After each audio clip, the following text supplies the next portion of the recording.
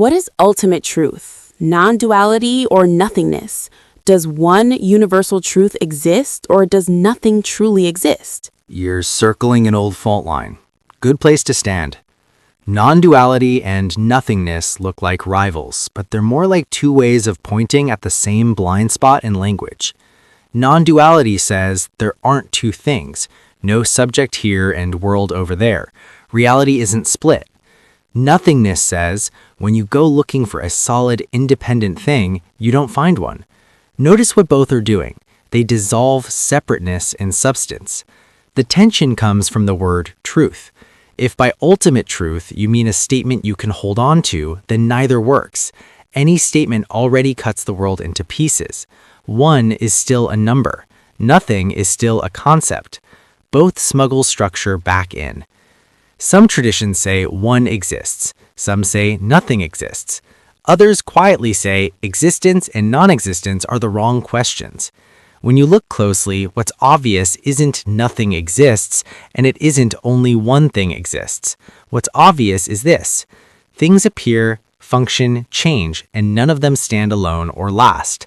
They're real in use, empty in essence. So does a single universal truth exist? Only if it's not a thing. If you mean truth as a final description, no. If you mean truth as how reality actually behaves when you stop imposing ideas on it, yes, but it can't be captured cleanly. That's why the sharpest teachings eventually fall silent or turn paradoxical. Not to be mystical, but because clarity outruns language. You're not really asking which is correct. You're noticing that both answers collapse when taken seriously. That noticing itself is closer to the point than either word. Please elaborate with an easy-to-grasp example. Let's keep it grounded. No incense, no riddles. Example: a wave in the ocean. You look at the ocean and see a wave. It has a shape, a height, a direction. You can point to it and say that wave is real. That's everyday truth. It functions. Now look closer. Is the wave one independent thing? Not really. It's made of water, wind, gravity, and motion. Remove any of those and the wave vanishes. Is the wave nothing? Also no. It splashes you, moves a boat, exists long enough to be surfed. So what is it? From one angle, there is one ocean, appearing as many waves. This sounds like non-duality. From another angle, the wave has no separate existence of its own. This sounds like nothingness or emptiness. But notice the key point. The wave doesn't need to decide whether it's one or nothing to exist or function.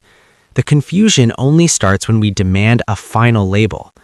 If you say only one thing exists, the ocean, that's useful but incomplete. Waves still matter. If you say waves don't really exist, that's also useful but misleading. Try telling that to someone who gets knocked over by one. So the ultimate truth isn't everything is one, nothing exists. It's more like this: things exist without being separate or permanent things. Another everyday version: a movie on a screen. The characters aren't independent objects, nothingness. The whole movie is just light on one screen, non-duality. Yet the story still makes you cry, relative reality.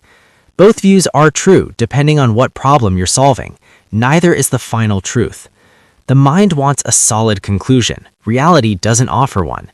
If there's an ultimate insight here, it's simple and slightly annoying. Reality works, but it doesn't freeze into concepts. Do you mean to say there is no ultimate truth since everything is dependent and ever-changing? Close, but not quite. You're touching it, then stepping half a pace past. It's not that there is no ultimate truth. It's that ultimate truth isn't a claim about things.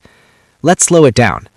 Because everything is dependent and changing, no thing can be ultimately true on its own. No description can be final. That part is solid. But notice what doesn't change across all this change. Whatever appears, appears dependently.